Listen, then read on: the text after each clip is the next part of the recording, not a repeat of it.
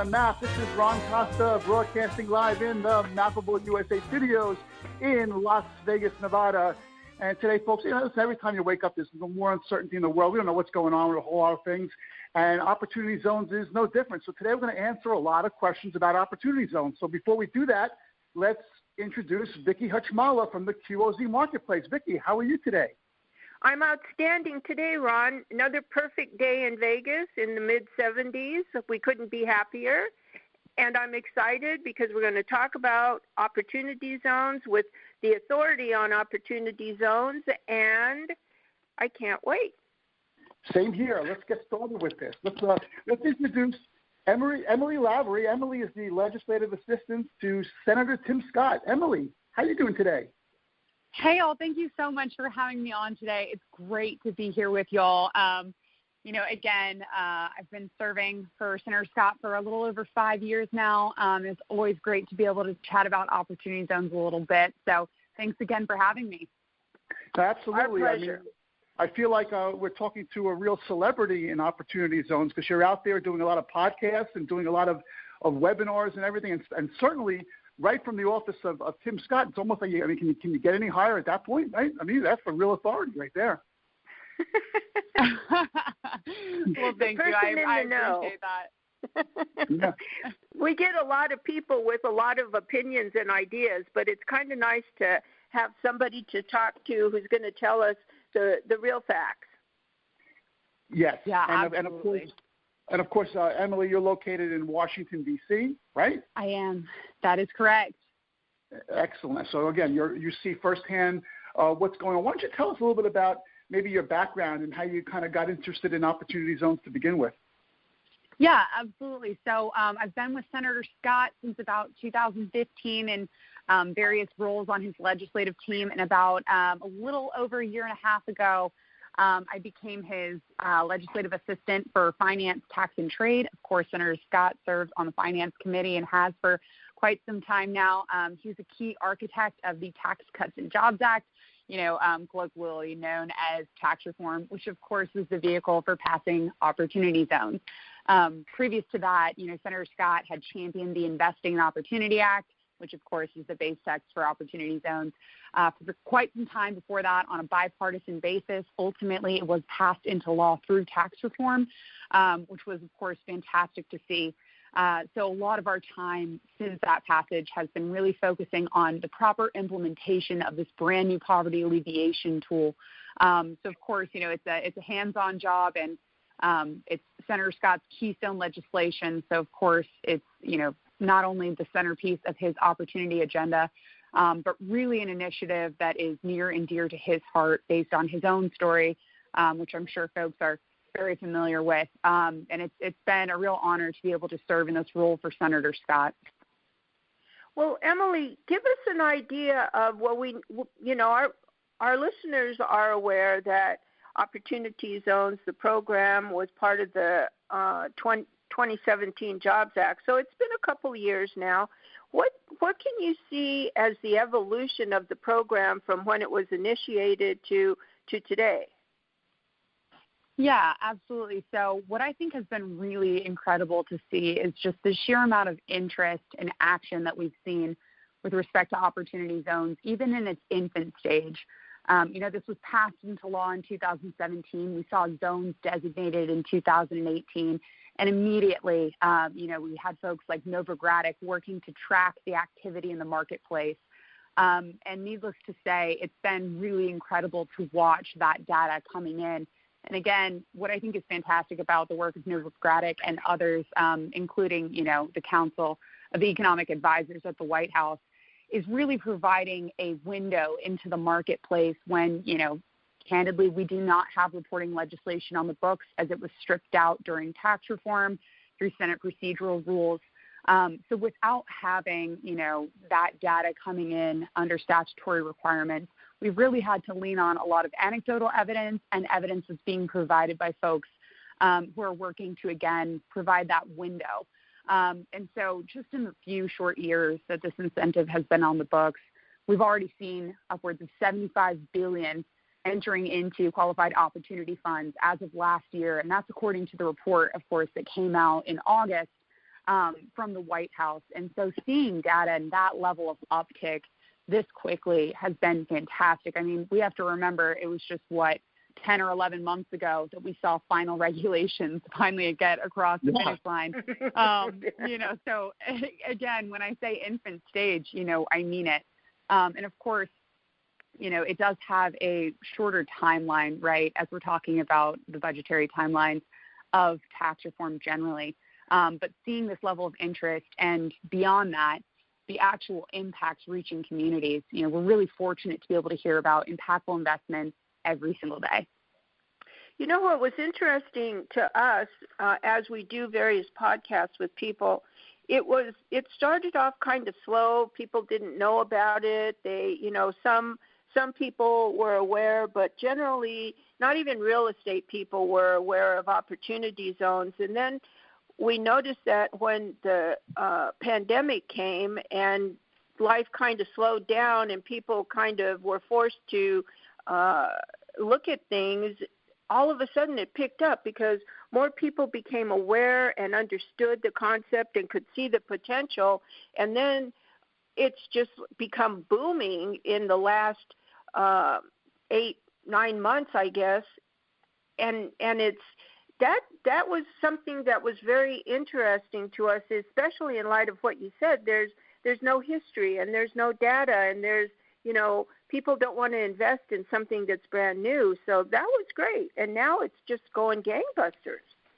Yeah, 100%.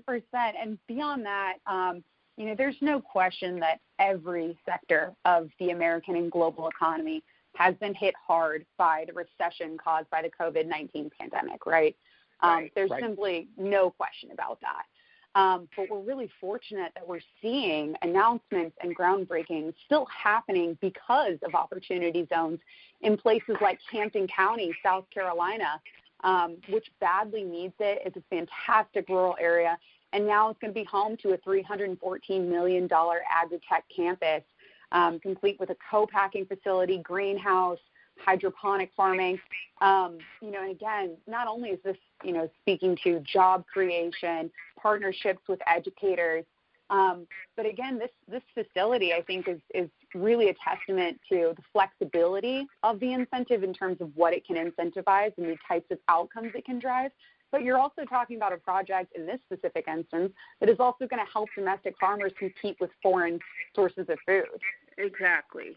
And that's what's exciting about it, because once you bring the private sector into a public program, then all of a sudden it takes on a whole different perspective and a whole different persona that, oh, wow, the things that you could do when you combine people's money with a program that is a tax incentive, it's just, depends on your creativity where you can go. We've noticed a lot happening here in Vegas. We have Amazon building a huge facility and an opportunity zone here, and all of the ancillary projects that go along with that facility. The same, there's Google bringing in a massive a facility as well. And so you have all the residential and the businesses and the small businesses that support the people that are coming with the jobs that are created because of it. It's just amazing to see. It's perfectly, I love it. I couldn't agree with you more. And I mean, beyond that, right, Senator Scott and the original idea for this really focused on the upwards of $6 trillion in unrealized capital gains that we knew were just sitting on the sidelines. And we know these communities are ripe for investment. The potential is there. Now, let me be clear. There is no question that the 8,700 opportunity zones that we have are extremely distressed communities. Absolutely. And traditionally, right, exactly. And traditionally have had have just generally been overlooked as we talk about private investment more broadly. And Opportunity Zones really offers an opportunity to level that playing field and give these communities a new tool in the toolbox to compete with traditionally wealthier areas, right? And so, again, I think that this tool is already proving itself to be a game changer for poverty alleviation more broadly, and as well as, how we view and define impactful investment. And I love talking about, the large dollar projects like that $300 million project that's happening in South Carolina in a rural community. That's fantastic. But I also want to be clear that that's not the only thing we're seeing, right? Whether it's the $20 million senior living facilities that's going to provide upwards of 150 jobs, and really provide great paying salaries and homes for senior citizens, to, again, situations like Second Chances Farms in Delaware that's working to employ returning citizens. It's really incredible, the diversity of investments that we're seeing. Right, and the opportunity for jobs, just like I was saying here, the Google and the Amazon facilities, the thousands of jobs that those are going to create that are good paying jobs, even though they're in distressed areas, it's going to enhance those areas and those communities. And, another thing that we noticed that has a lot to do with the success of projects and opportunity zones is how much the municipalities that those opportunity zones are included in, their participation is vital to the competition for opportunity zones. We always say that opportunity zones are competing with each other. And, it might be great, but everybody wants your project. And a lot depends on how much incentive is provided by the local municipality or the state to bring your project to them, because you get more than just the tax benefit. You get all kinds of incentives as well. Absolutely. And I think that, again, bearing in mind that this is still a new tool that, our local governments are working to figure out how to utilize and how to harness the potential of. We've seen rock stars in Baltimore, Erie, Birmingham, Atlanta, LA, where these municipalities and the organizations centered around capturing the potential here are really working to make some incredible strides and figure out what levers they have on the state and local level to really, again, bring these things all the way out to fruition, which is so important. Exactly. Yeah, and you nailed it with the jobs, too, because a lot of people, when they talk about opportunity zones and investments and QOZ funds, they talk about the real estate projects, the multifamily or whatever it is, and that's the sexy part of it. But really bringing in the jobs and being successful in companies and getting good wages, et cetera, that is really the long-term success of an opportunity zone, in my opinion, because I think that's what's going to drive it in the long term, maybe not right away. But once you start building in businesses in there and people can afford to live there and they just have a better quality of life, then all of a sudden you have metrics that says, yes, this is working. This is really good. Oh, absolutely. I mean, job creation is the key component here, right? Again, that Agritech campus is looking at creating 1,500 jobs. There's another project in Pawtucket, Rhode Island that I believe is slated to create about 3,000. And, those examples are true across the country in blue and red districts and rural and urban communities alike. And again, I think that speaks to the flexibility in terms of the application and the ability for this incentive to drive change, zone to zone, because I think if there's, one thing that we're all very aware of, it's that, zones are not congruent to one another, even, in the same locality. The makeup of these zones is not homogeneous, and so a tall order for these areas as well in terms of the local government and economic development officers is understanding the makeup of your zone, the key components there, how it differs from other zones, the marketing tools there. That's all incredibly important as well. Which is where the municipalities come in, because they know what their communities need. They know what's important and what's necessary. And just because you have an idea that, I think I'll build a Starbucks or something and put it over here, that doesn't mean that anybody's going to come and buy a Starbucks because maybe they can't afford it. But if you put in coffee roasting company and you provide the jobs to create the coffee to sell to the Starbucks, then that's a whole different ball of wax, because in my point of view, job creation and enhancement of the communities and the quality of life, that's the whole point of the program. That, I think, is the crux of opportunity zones. Yes, I think you hit the nail on the head, right?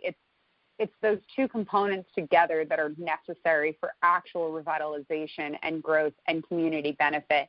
Having impactful job creators moving in and really, I think we've seen some really incredible examples.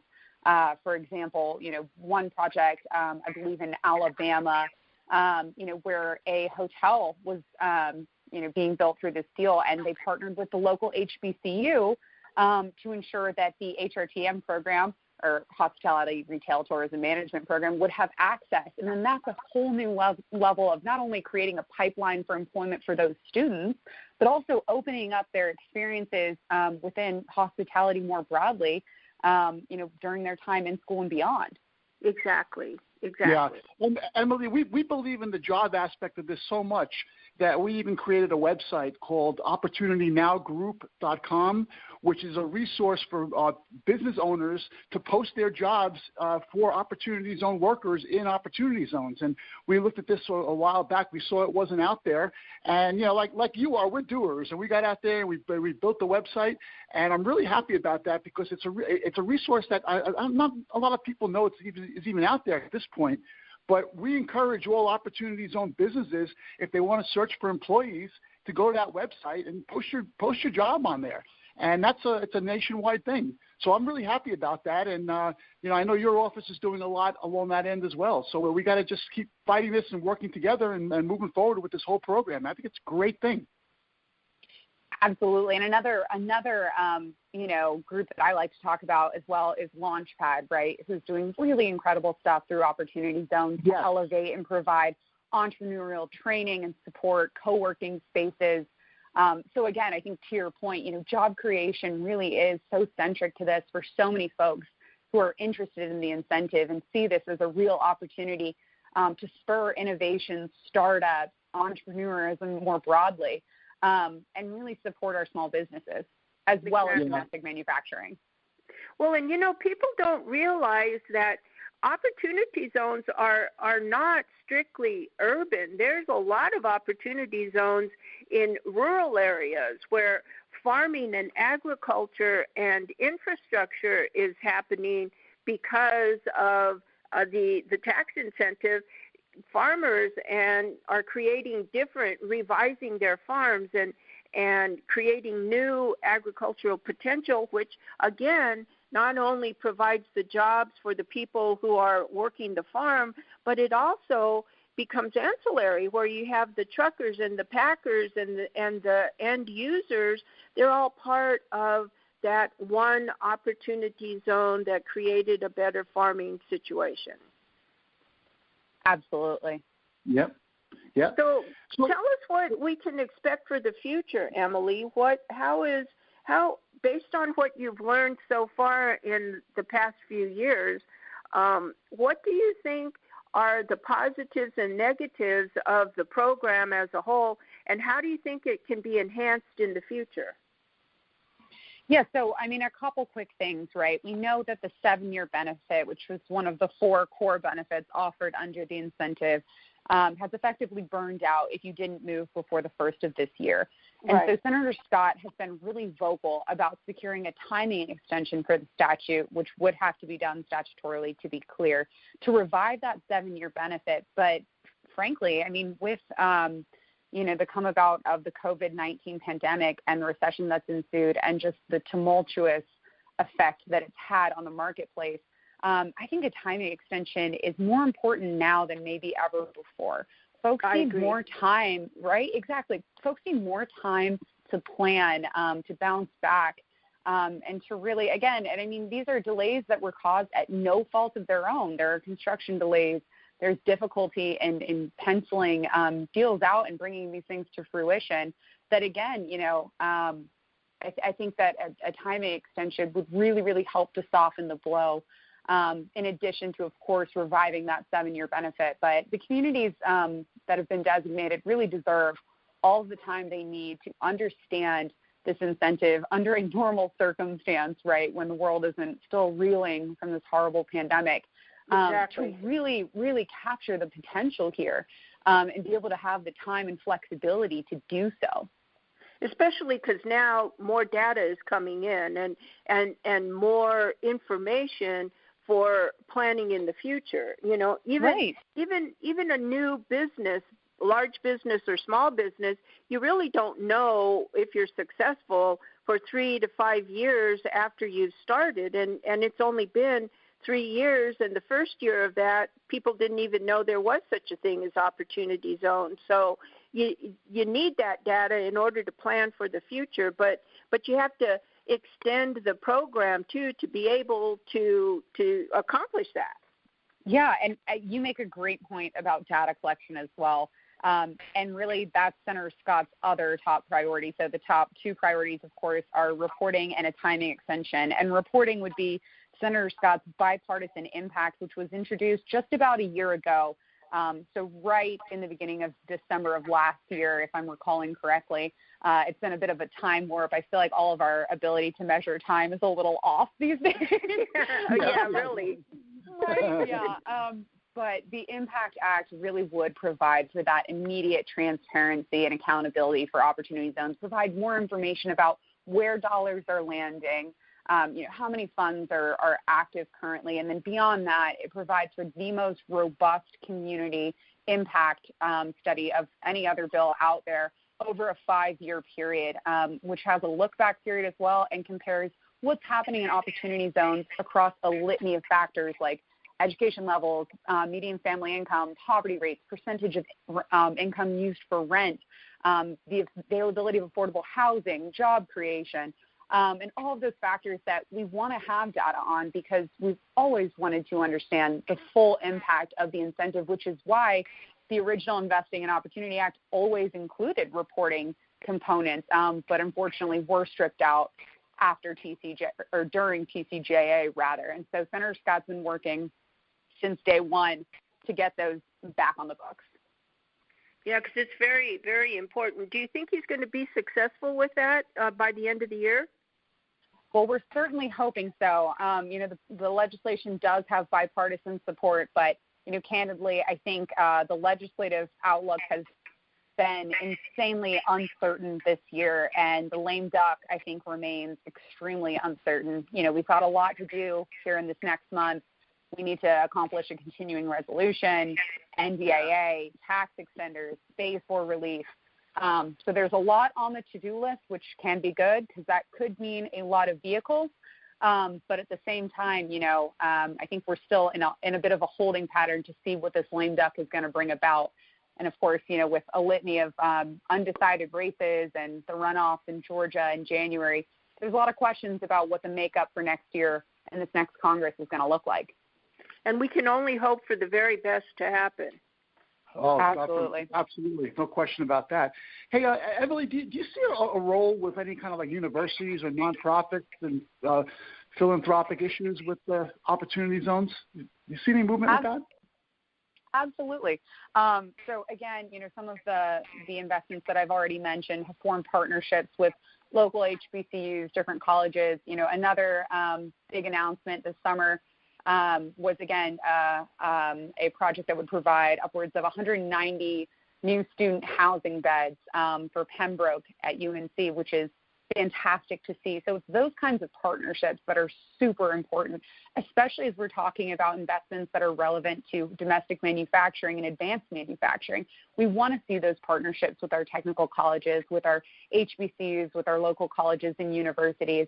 We want to see pipelines to success created where they do not currently exist. Yeah, and to go back to what you mentioned earlier in the podcast, you threw out a number before that was really amazing. You said $75 billion already in investment. That's 7.5 or 75? That is 75, according to the Council of Economic Advisors report in August. And that's as of 2019. So, again, a really, really impressive top-line number.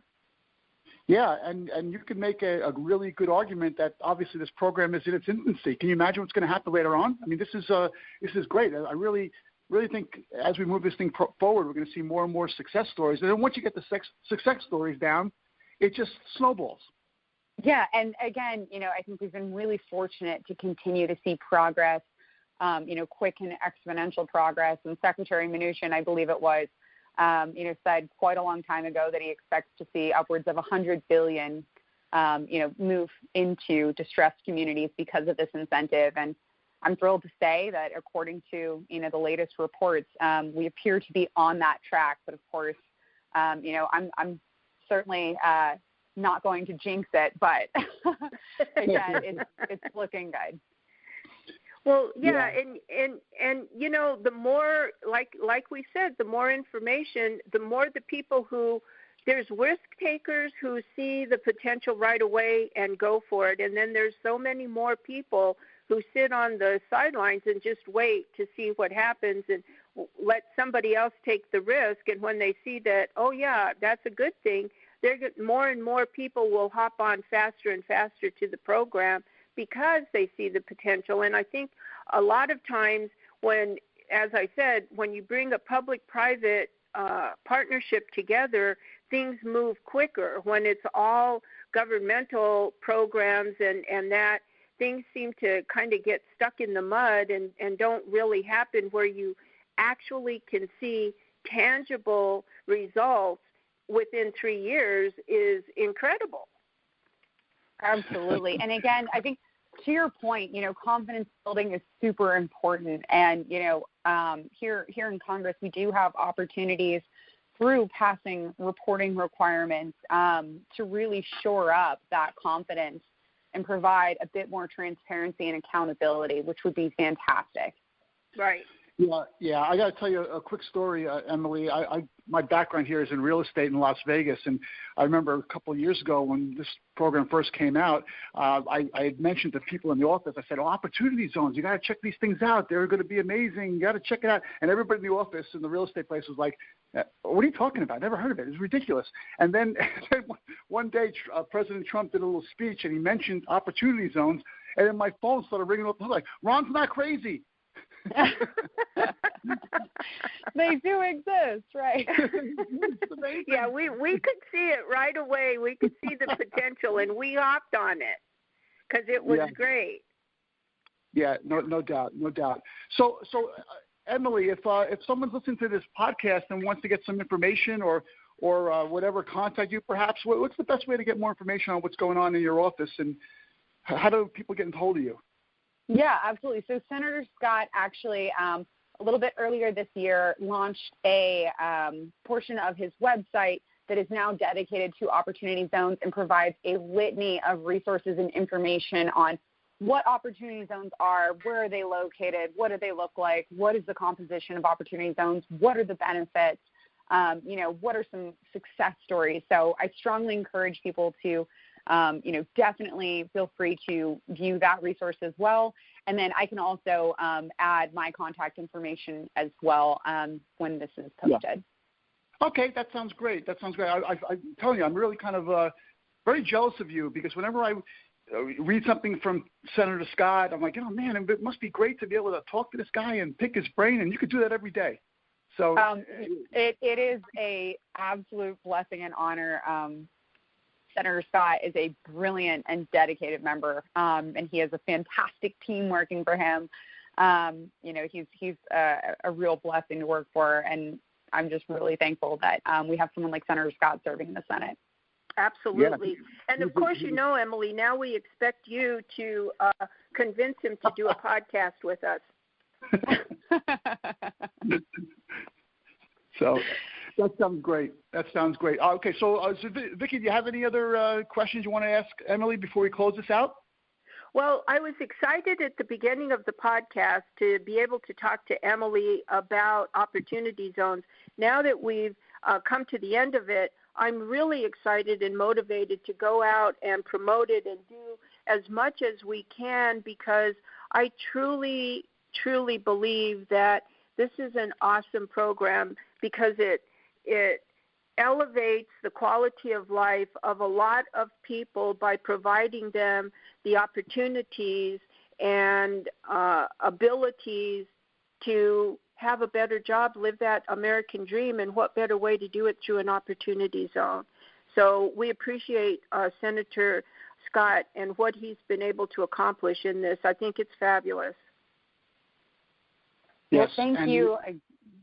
Yeah, Sorry, I was going to say we also appreciate Emily, you taking your time out. I know you got a really, really busy schedule, so thanks so much for taking the time out and talk to our audience. We really appreciate your time today. Yeah, no, absolutely. Thank you all again so much for having me on. It's super great to connect with y'all, and thank you again just for inviting me and for your support for Senator Scott and for Opportunity Zones. We're going to continue working to provide as much support as we can to our distressed communities and ensure that there is a holistic and equitable recovery for all Americans after this pandemic subsides. So again, thank you so much for having me on. Our pleasure, Emily. Okay. All right, folks, you're listening to the Mappable USA podcast at mappableusa.com. If you go to that website, scroll down on the homepage, you'll see all our syndication sources, and subscribe to the one you like best so you'll never miss another one of our episodes. If you want to be a guest on the show like Emily was today, there's a guest tab there. You just click on that, fill out the form. We'll see what you can do about getting you on the show. And if you like what you heard today, send us an email at info@mappableusa.com or just comment on whatever page you're listening to this on right now. So thanks for all your support. Thanks for listening. We'll be back at you next week with another Mappable USA podcast. Have a great week, everyone.